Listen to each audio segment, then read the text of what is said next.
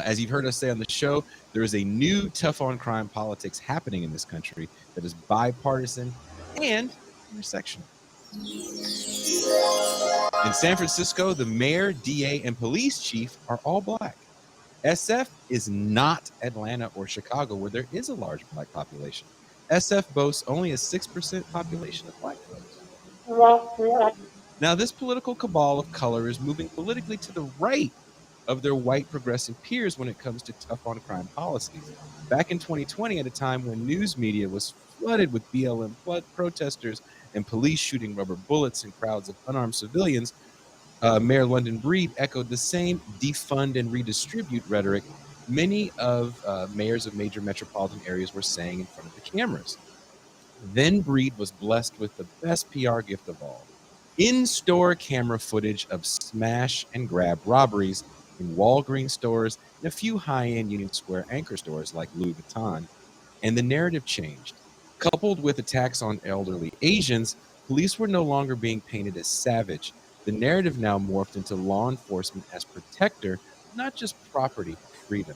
There became a painting of the Bay Area as a lawless enclave of unhoused petty thieves using drugs in public, beating up old ladies. Who's actually looking out for the silent majority? We've been saying it for a while on this show, and I'm going to say it again. We're headed into another tough on crime situation, and this time it's not about crack and gangs. It's about the unsightly unhoused, stolen laptops, and broken car windows. Police accountability, something we hear uttered often in these left media spaces, was something SF actually had with Chesa Boudin in office. Now, that office and that division of police accountability is gone. Expect not just more police, but they will be better trained in dealing with the public, more PR patrol than anything else. As officer friendly is the good guy with training in a gun that actually knows how to talk to people, surveillance is going to increase. Sentences for minor crimes are going to increase. But what will the collective rebuttal be to the subtle tough on crime rhetoric that this time isn't a national crime bill, it will be localized? It's progressive DAs that listen to the citizens. It's police chiefs of color and female police chiefs that speak the feel your pain language of the marginalized while coming down on that same population economically devastated by the pandemic with a hammer. That being said, Pascal, do you have some housing news for us? No, thank you, Jason, for thoroughly getting me upset in what's politically my wheelhouse, which is the black political class, always using any opportunity possible to support policy that's going to devastate the conditions of poor and working class black people. And as we've been talking about on the show, one of the major shifts was going to be the tough on crime policies that would come about as a consequence of the COVID crime wave. Well, based on the story that you hit me to that was in the LA Times today, we're seeing once again the ruling class and the mechanisms of government failing the poor and working class and the homeless again. Jason made me alive to a story that was really, really quite devastating. When HUD awarded 70,000 emergency housing vouchers to housing authorities across the USA in July 2021, the Delta wave of the COVID-19 pandemic had just begun. The economic effects of coronavirus related restrictions were weighing on Americans, and local governments were struggling to meet the widespread need. The national effort is part of the American Rescue Pact signed by President Biden on March 2021. It's an attempt to help the neediest in society, people and families who are homeless, at risk of becoming homeless, recently homeless, or fleeing intimate violence, sexual assault, stalking, and human trafficking. The housing subsidies are part of the federal Section 8 program and are based on recipients' income. In California, HUD issued the most emergency vouchers to the LA City Housing Authority and the second most to LA County. The emergency housing vouchers and associates funding LA City received from the federal agency are worth nearly 80 million. Hmm. Doug Guthrie, the City Housing Authority's president, blames HACLA, the Housing Authority's City of Los Angeles, low success rate on housing people via vouchers on a range of factors, from LA's challenging rental market to stalling issues within the agency.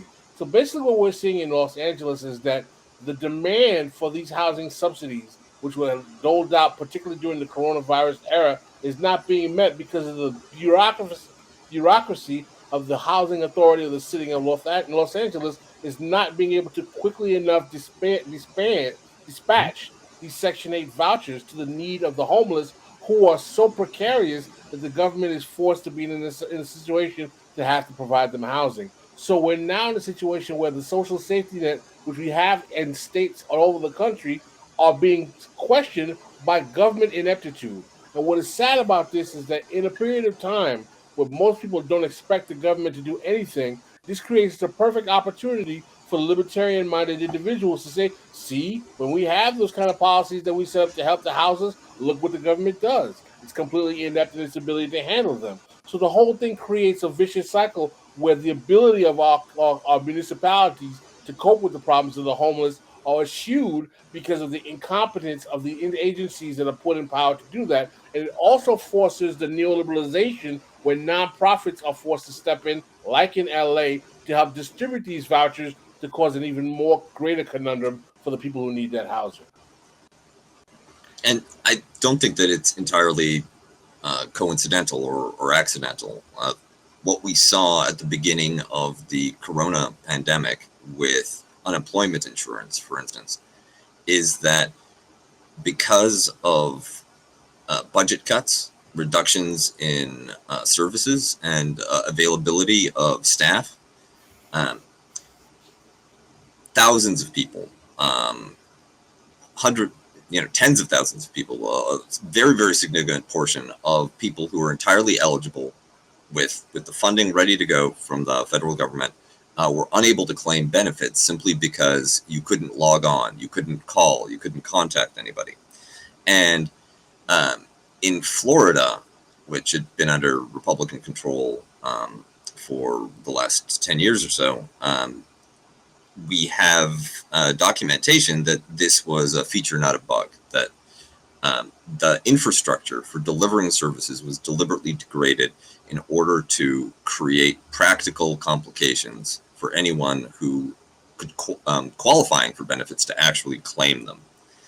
And when you have a social safety net, I mean, I wouldn't even call it that in the United States, because the relief that gets doled out is so incremental and so events driven, right? Unless, if there's a pandemic, you can get Section 8 housing. If there's a pandemic, you can get unemployment insurance. But under regular conditions, the goal is to minimize any of these types of benefits.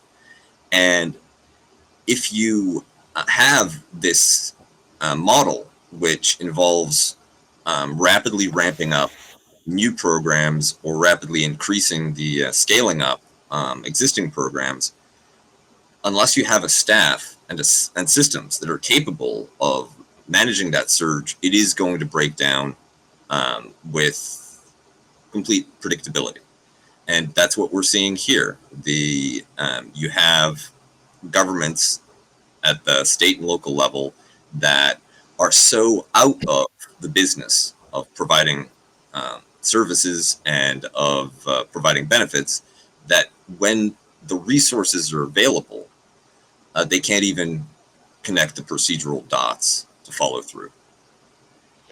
And this is in Los Angeles has a disastrous homeless situation, and the fact that only a few thousand vouchers are handed out in the first place is enough of a conundrum.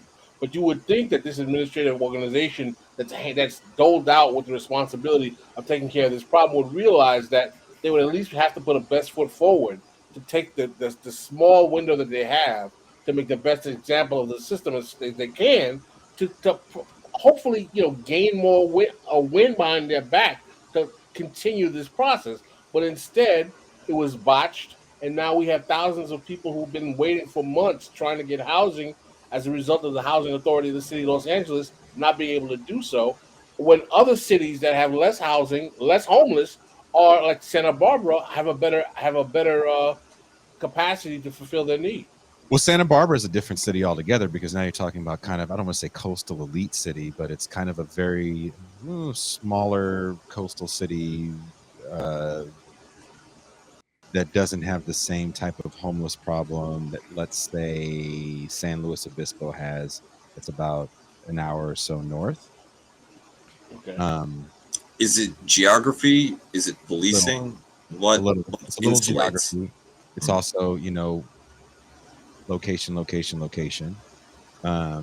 It's everything's different. We talk about this often with police forces, right? Like San Francisco has to deal with homeless so much that a lot can go on before they actually come and act.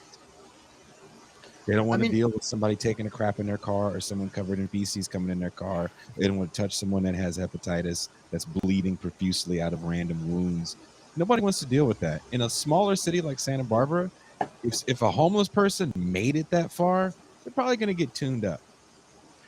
Isn't there a broader problem though? I mean, a broader philosophical problem with the approach, even from the liberal side of American politics, that the concept of welfarism does not embrace universality. So rather than looking at problems in a structural way, it's always these emergency stopgap measures, and the American state doesn't even have the capacity to deal with these stopgap, to deal with these, as Kuba pointed out. In many places, in many places, the infrastructure is deliberately run down. It's made difficult precisely to deter people from making use of those welfare systems.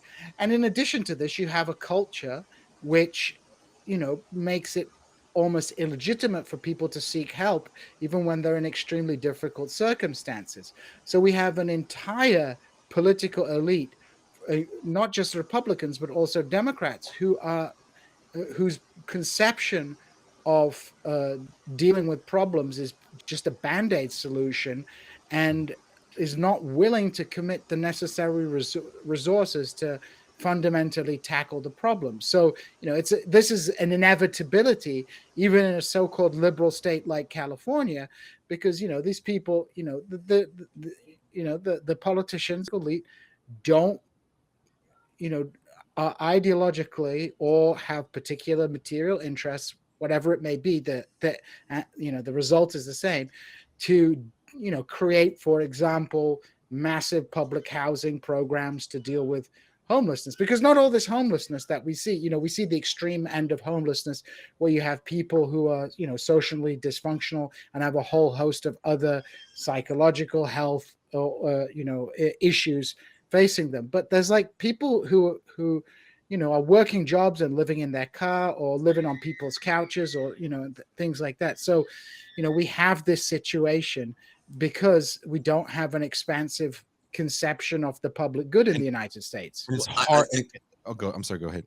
Well, I think that there's no better example of that mentality than Pete Buttigieg and his response to the shortage of infant formula at the beginning of this year. He said, well, the government isn't going to produce infant formula. That's not what the government does. The market needs to produce it. And, if the market has failed for some reason, then, we need to adjust. That the market has decided. And that idea that the market is omnicompetent, that everything could be provided through a market mechanism and there'll be sufficiency, people's needs will be addressed, is a tenet of faith among our neoliberal elite. Ironically, among the elite, it's the NatCons who are pulling away from it first. But if you have that approach where legitimate housing is built by developers and leased out by landlords, then the Section 8 vouchers or any kind of other public housing becomes an unbearable systemic disruption to the way that things are supposed to operate. And the neoliberal turn tried to extend that model into all areas of life across all Western countries. In some places, like in the UK, council flats were reduced but managed to survive. The National Health Service was, Tony Blair tried to marketize it, but it survived. In Canada, the universal healthcare system survived, made it through, because these universal benefit systems, which serve the rich, the upper middle class, the PMCs, and the poor, become very popular. And even if you could afford regular health insurance or market housing, there are many reasons why a person of means would want to stick with the universal system. And in the US, that experience is absent from most people's lives. They don't know what a effective public benefits program looks It's like. always been criminalized, right? We always try to make it a bad thing if you want to get a public. behavioral issue. There's Medicare. Cultural failure. Yeah. And when you think about, so the other day, I had to mail something for my son on Wednesday, and I crossed the border really early because I hate traffic and I have an old car, and sitting in 6 hours of traffic terrifies the shit out of me. So I crossed early and there was not that much traffic, and I got through at about 5:00, and I went to Denny's. I experienced a racism at Denny's, which we will be talking about in the champagne room. That's kind of funny. But what blew my mind was I went to a different Denny's than I usually go to when I get there that early. And this Denny's had a lot of people living in the parking lot. And after my racism experience left a bad taste in my mouth, I then went to like chill out in the McDonald's parking lot. And one thing I was thinking about was like, there's no public space where for homeless people. We often see the things like, oh, look how mean the design is. You can't lay down on these seats. That's like the least of it. Where is there a bathroom in a city? I'm not in any giant cities like San Francisco or Oakland. I'm in San Isidro and Chula Vista. But there's no public restrooms, like public bathrooms. Everything is private, and they have the ability to tell me, "F off, you can't use the bathroom here." Starbucks. I mean, Starbucks has public restrooms, which is a shame. That's not true. but Well, in Not true at all. in London, because of COVID, they shut down the public toilets. So when I was last in London, I was like running around central London, just like looking for a place to go for a pee. And, I ended up having to go into Pret a Manger and buy a sandwich before they would give me the code to go, go take a pee. It's like a torture. And there is things I wanted to kind of just circle around on, because Kuba and Pascal made me think about these things. Number one, in Britain with the health service, there are problems with the health service because obviously if you underfund the health service or you over bureaucratize it as a policy choice, it's going to be more difficult. When Labour was pumping money into the health service, waiting lists were down. When when they cut the spending, guess what? Waiting lists go up. It's a matter of economic prioritization. But I think I've mentioned it before, but most of my family works in the National Health Service, and they have a private hospital right next to my parents' house. And that private hospital sends people to the state hospital to have their procedures done, right? All you're getting in that context is like a nicer room with like a TV where you don't have to share. But the actual healthcare being delivered is pretty much the same as what you get for free on the National Health Service. And the other thing I wanted to emphasize, we're talking a lot about the state's incapacity to provide universal welfare. But I have a very good friend of mine who works for a credit union, and he does a special type of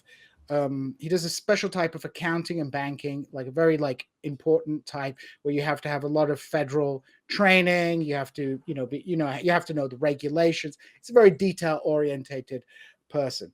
And he told me when the federal government was dumping money into business to keep businesses afloat, he's like, there's no checks and balance. He says, like, people, if they knew how to fill in the form, if they had that competency and expertise, they could extract money in very shady ways with no oversight. So when it comes to doling out money to capital and to class, whether that, and not just the big capitalists, but also the small capitalists, because of course, when Trump was doling this money out, he needs to look after his base, which is not the working class, but is the provincial petty bourgeoisie, the small town, business owners, people, those kind of people.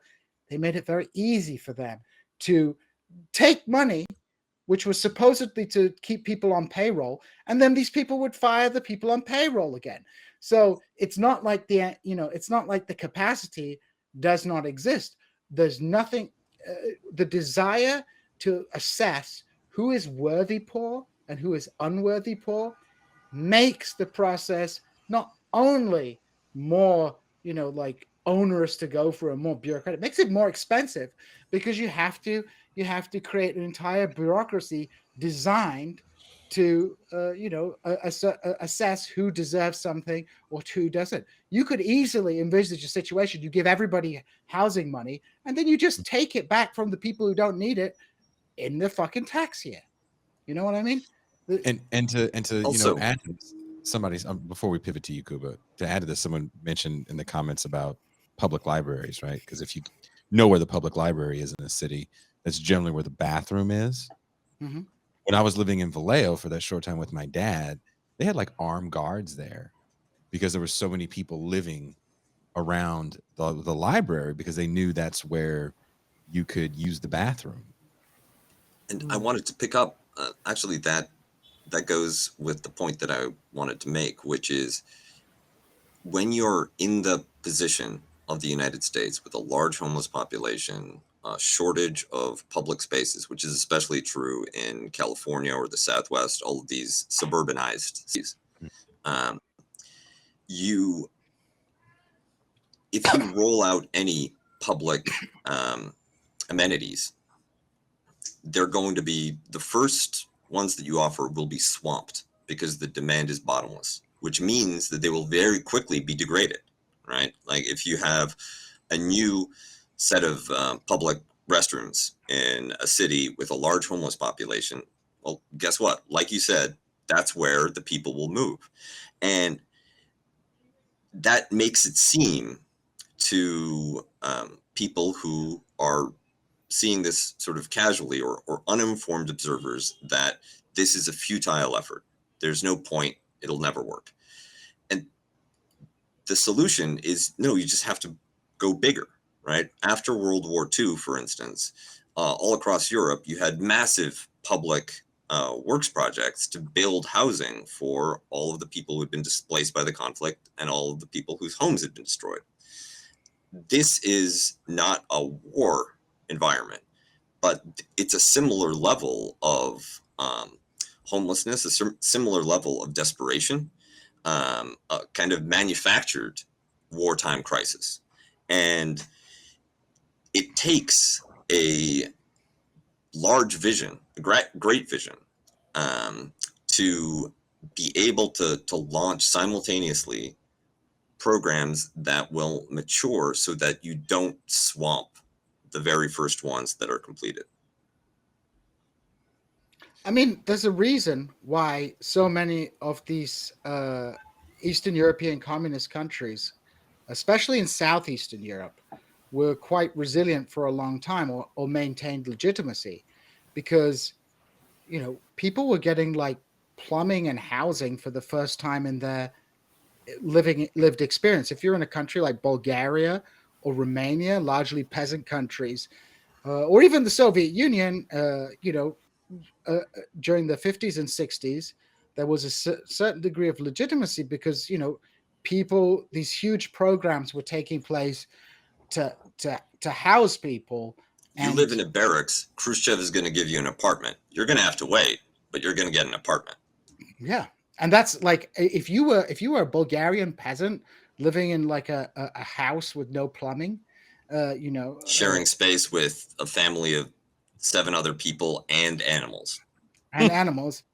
I mean, this is what I say about China. The legitimacy of the Communist Party is based on the fact that after the total abandonment of the countryside under the Deng neoliberalism project, in the last 15 years, Cuba, they gave people running water and they could have a shower. That means a lot to people. But in America, this does not seem to compute that these problems have to be dealt with on, a mass scale and in a comprehensive sense. I think the mass scale we're going to see, and I kind of want to wrap this up so we can get to Kuba's news story. I think the mass scale we're going to see is almost like zombie containment. That might sound a little harsh. Exclusion zones. Yes. Imagine, again, I look at Oakland and Emeryville as kind of testing grounds. And I know some people have made some comments like, oh, you're not really understanding housing. Like, no, I understand housing in that area better than you think I do because I fucking worked in it. But walls, buildings, throw them in, you're zoned off. There'll be no real big businesses there. Maybe a big food co or some sort of only poor people shop here grocery store. And you'll have police on the other side of the main thoroughfare that all the good people it's basically what they predicted in Star Trek Deep Space Nine, where they would just there's like a whole episode. Well, maybe the Trekkies were right, Gene. I get it, okay? I get it. When you decide to work there, you decide to work in Star Wars zone, okay? I mean, with that mustache... You guys have that cute little Star Wars versus Star Trek beef? Yeah. No beef. I'm just saying Avery Brooks had to go back in time and sort out the homeless problem. Spencer. Leave Gene alone. He's just a simple Constantinople lawyer. I'm just a simple Ottoman lawyer.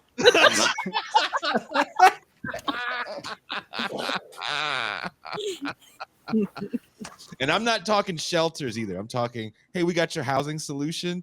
People just want to hear the word housing. That's all I want to hear. Here's a house for you. Give a fuck what it is. Here's a hotel. Hey, here's a hotel. And there's a pool. You bitches can't swim in it, but there's a pool. You can stare at it and throw garbage in it. And then when you do that, we'll be like, see how gross they are? And there's walls up. No one's going to talk about it. And case closed. Well, for me, one of the shocking things about traveling in gritty, dangerous, developing world cities for the first time was seeing, one, armed guards patrolling shopping malls, and two, the number of fences and walls, like walls thrown up around perfectly modest-looking homes with broken glass cemented to the top. And if you think about the level of desperation that would lead people to engineer these types of solutions to their safety, it's understandable if you're a developing country that's grappling with generations of colonialism together with systematic underdevelopment. But the United States has chosen to embark on a path where its cities end up being Surabaya or Juarez. Thank you for watching. Please don't forget to hit like and subscribe on your way out. You can catch the live stream of This Is Revolution every Tuesday through Thursday at 6 p.m. Pacific Time and Saturday, 9 a.m. Pacific Time. This is Revolution.